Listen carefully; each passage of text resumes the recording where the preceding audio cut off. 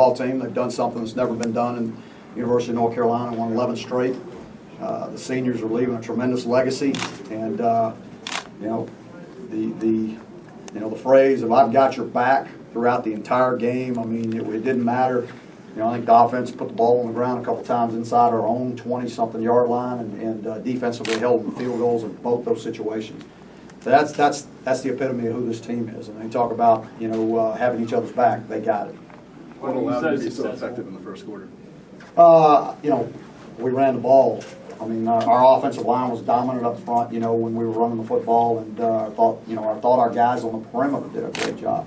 And then when you got the two backs at the second level, I mean, they made people miss, and they made big plays out of it. Larry, to go from 35-7 last year to 35-7 in the first quarter this year, what's that say about the progress this program has made? Well, I've been saying it all year. This team's got a lot of grit. They really do, and that started, with the. Right after the first game, and then you got to see it every game that we've gone on the road, actually. And I mean, this is a special group. They really are. I mean, there's 72 guys in that room in there that are really tight. They're really tight, and they do things for each other. They do things for something greater than themselves, and so that's what makes it so special. This team, I mean, they physically dominated you last year. Many of the same guys playing this year, and it's a completely different script. I mean, that's the grit that you talk about, or it's a complete metamorphosis. Yeah, I think the staff has done a tremendous job. They've done a great job with these kids, and then you got to give all the credit to these players for believing in each other, and the seniors have done a tremendous job of leading, and then, realizing what they wanted. They took ownership in the team, and they didn't just say we want to, win a Coastal Division championship and be state champs. They did what it took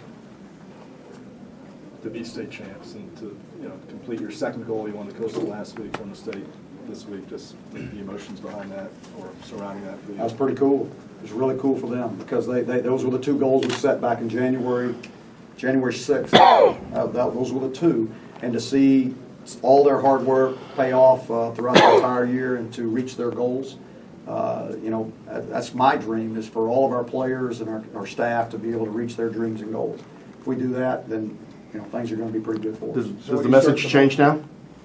Well, yeah. I mean, we've accomplished both those. It's time now.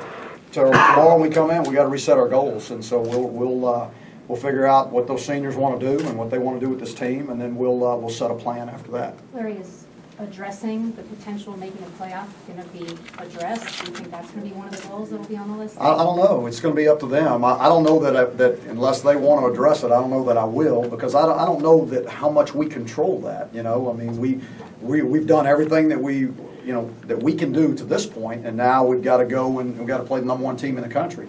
And so if that happens, yeah, I think that we would be very well deserved to be in the playoffs. No doubt about it in my mind. When did you start to realize this was shaping up to be a special season the way it's turned out? I'd have to tell you, it started in the locker room after that South Carolina game. Just watching the guys and how they interacted and what they're, just how they felt, what they were saying to each other.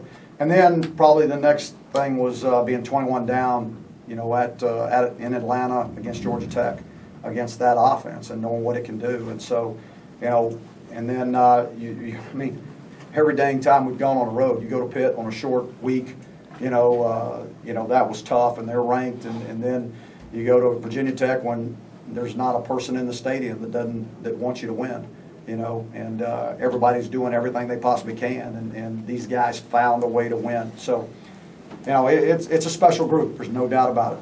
Coach, the players' minds really seem to be into this game as opposed to next week. Can you talk a little bit about that? Well, I really never doubted that they would. I mean, you guys, I know y'all asked all the time about, how are you going to keep them focused? There was never one mention of the ACC championship game, not by a player. I mean, at least not in front of any coaches. If they were, it was somewhere else. But no one talked about it. The coaches didn't talk about it. I mean, we knew what we had to do. This was to finish our goal. And, now we reset those goals and we can talk about it now. When you have a first quarter like that, you've had a couple of first quarters like that.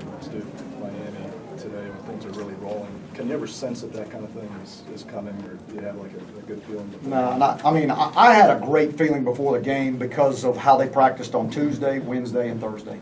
And I mean, it really is amazing when you sit out there and I come in off the field and the coaches were in the locker and I said, man, that was just like Tuesday 6 weeks ago, or Tuesday 9 weeks ago, or 11 weeks ago, or Wednesday. I mean, they're just every single one of them. You know, and it's not like, you know, I'm not going into those meetings before and saying, you know, just putting it out of them, hey, you got to come out there and you got to give up. I don't say anything about it. This group, these seniors, they have been so consistent in how they lead this team. And everybody understands what it takes. They understand what they've got to do. And they come out, they understand that if we're going to be successful, it's going to be because of our preparation on Tuesday, Wednesday, Thursday. And that's what they've done. Have you had any other teams to do that? Yeah, I have. I have in the past. And it's pretty special. It's tough to find, but it starts with the leadership. That's where it starts.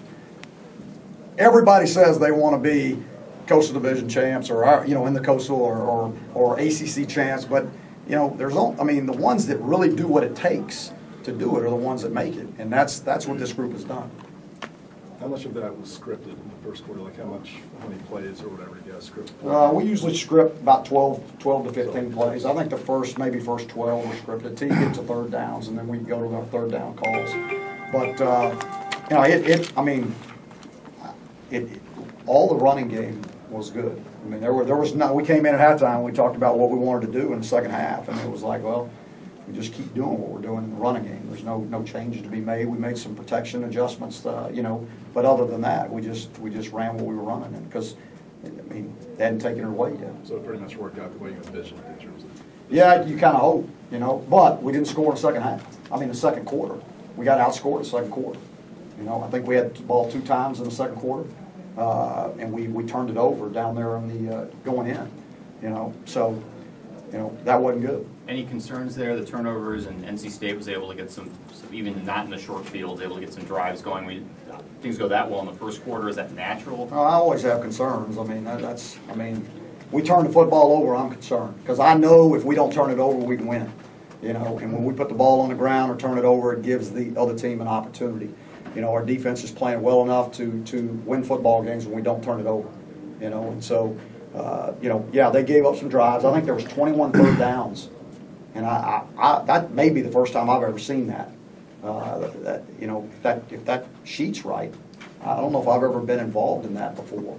You know, and so you got to give them credit for the things they did. How much credit does your defense get for, I think you gave the ball like 9 minutes in the third quarter alone. How much credit that you talk about grit, is that kind of evidence of that? No doubt about it. Give them as much credit as I can possibly give them. I mean, I don't know, you know, those guys have done, I mean, since the day that this staff was hired, I mean, they totally bought in. Their confidence has grown week after week after week, and they are a dang good defense. Take one more for good players then. Coach, you got some big rushes from Logan. Could you envision more carries from him going forward?